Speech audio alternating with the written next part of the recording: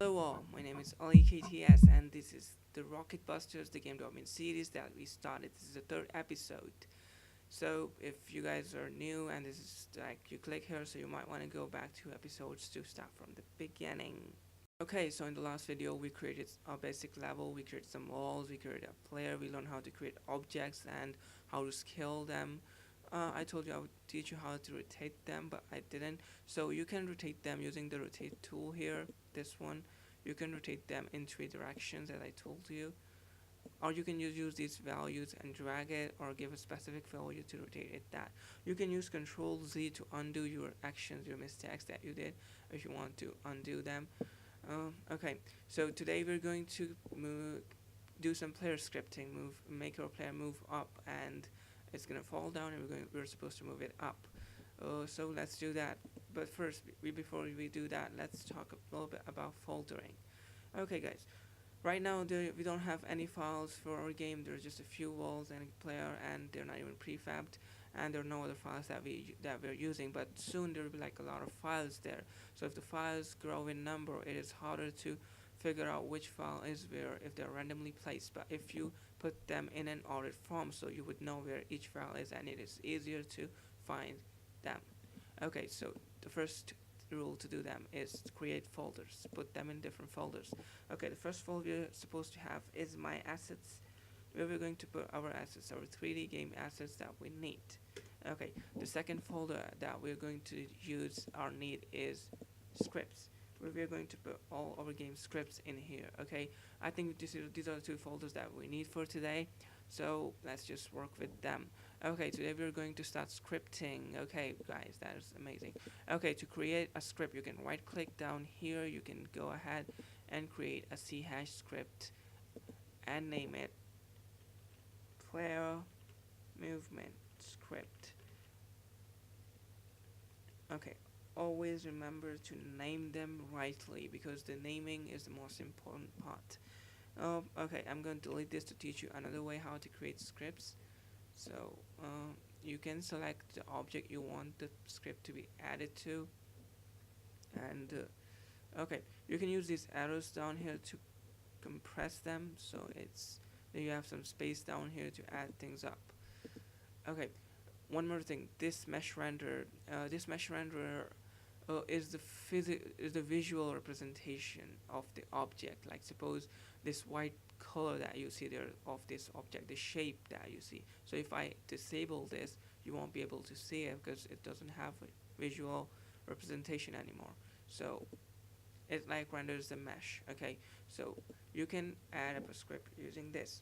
You can type a name for your script. Let's say ours is player movement. Okay, you have this new script here. You can click on it. There are 2 languages that are used in Unity. One is C#, one is JavaScript. You can use any you like, but I'm gonna go with C# because I like C#. Okay, this is how you can add an object up. Okay, when you go to your assets, you have this script created over here. You can move it to a folder by selecting it and dragging it to that folder. Dragging over it and it will go in there. Okay, that is one way. If you want to add a script to your player, you can. Okay, let's first remove this script from here. You can just select the script and drag it over to the object you want to add it onto. Okay, we have the thing there. Now we are going to move our player up, and we're going to use the script to do that. So let's go to script.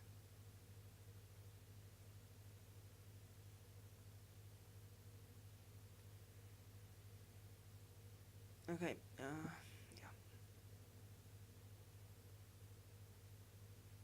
The player is supposed to jump a little bit up and it's gonna fall down normally, but when we click, it's supposed to move up. When we click, it's supposed to move up, and that is how it's supposed to do. Okay, so let's start with the scripting. This is the moment develop the Unity's own C# or language coder tool. I don't know. You can script in here simply.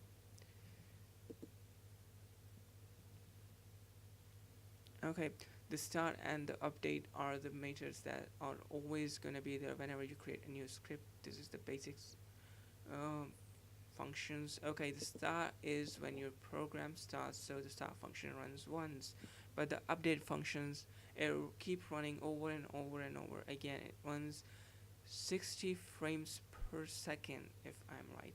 It differs for different PCs, but that is the default one. Okay, that is enough general knowledge. Let's Okay, we're going to need a few variables. So the first one is going to be a float. We're gonna make it a string. Okay, float, not string. Sorry, float. Speed. Speed is going to move upward. We need it on the. Okay, let's just go with public right now. We can't do the serializable right now because it's another topic for another day. Okay, so we've got speed here. So okay, let's go down to the update function and say if input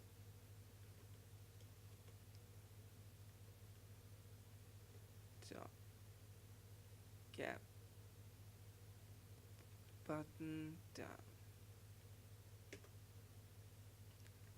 and let's set it to 0 if I'm right. Okay, so if the button is down, so we're supposed to do something. Okay, first let's check what the mouse click button is. To check how buttons are represented, you can go to file, edit actually, and you can go to project settings and you can click on the input.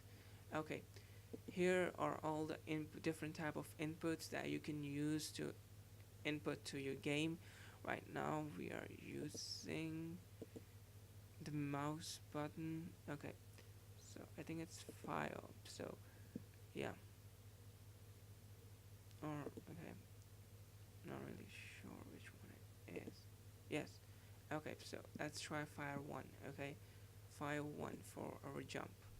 Okay, so let's say file 1. Okay, that's how it's named, right? Yes, file 1. You can see the name here. You can use that to access this particular input.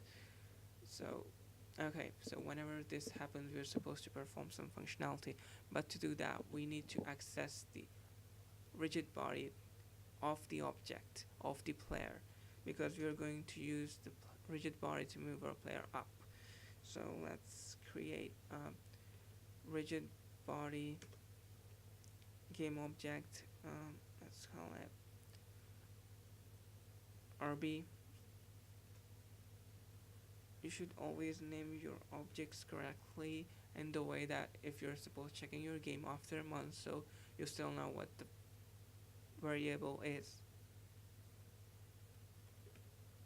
Make them as explanatory as possible. Don't make them too long. Like right now this name is too long, so it's kind of a headache. So let's make it RB player. Now it's easily understandable, rigid body player. Okay, let's initialize this. So okay, let's make this one public too. Let's go simple first. Okay guys, let's go to simple.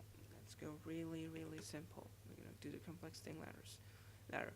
Okay, so public rigid body. Okay, so when the mouse button is clicked, so RB player the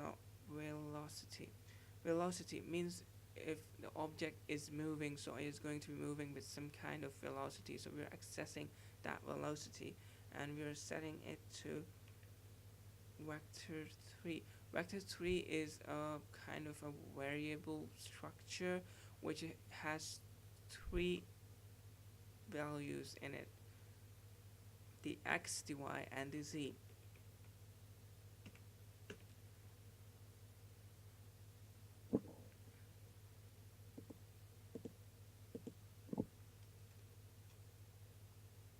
Okay, the brackets are supposed to be there.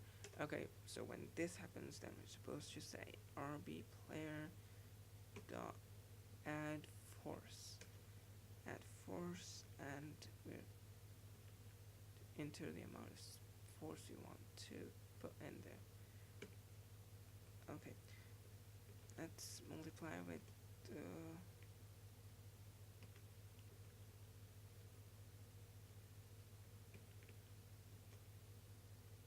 okay, so what time delta time does, it sets the the speed to normal. So no matter what the speed of every computer is, it's going to run just the same on all different PCs. It set the frame rate to default something, so then it runs on the same speed on different PCs, irre- irrespective of their power. So I think we're done here, so let's go ahead and access our player. Okay, we have some errors.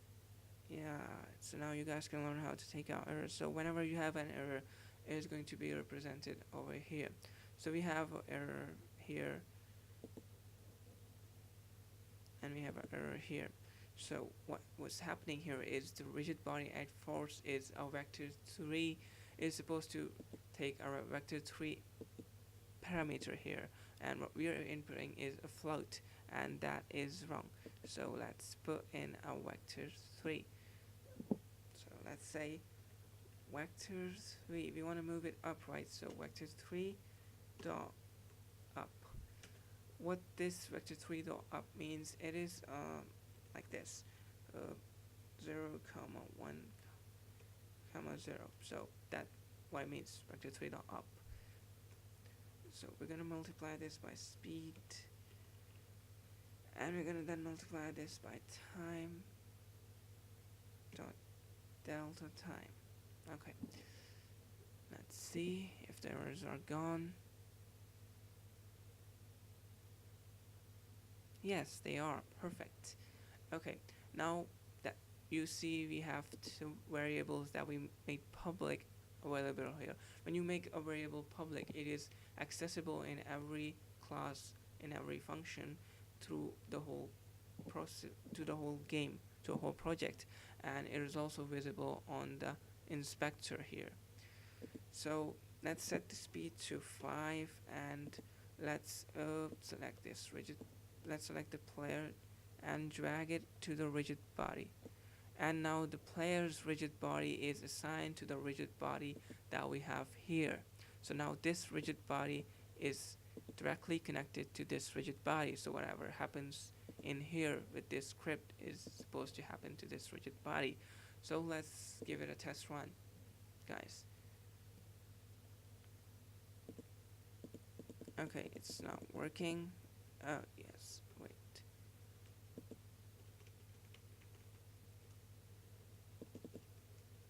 Okay, let's see why it's not working. Maybe the force is not enough. Let's make it 100. And now let's see what happens.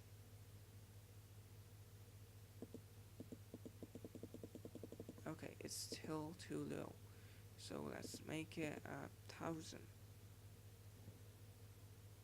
Okay, you have to adjust this value till you're satisfied with the movement. Okay, it's still not enough, so let's make it 4000.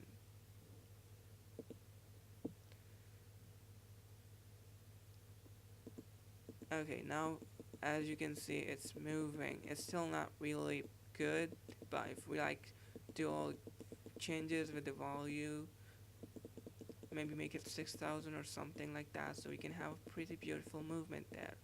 Okay guys, we have our player, it's movable. Today we learn how to create folders, how to organize our stuff correctly, how to create scripts, how to add them to the player, and finally how to script and what these functions are. Isn't that amazing, guys? We're doing progress. This tutorial took a little time, but we did something today, okay? So let's say that's enough for today. So I hope you guys learned something today.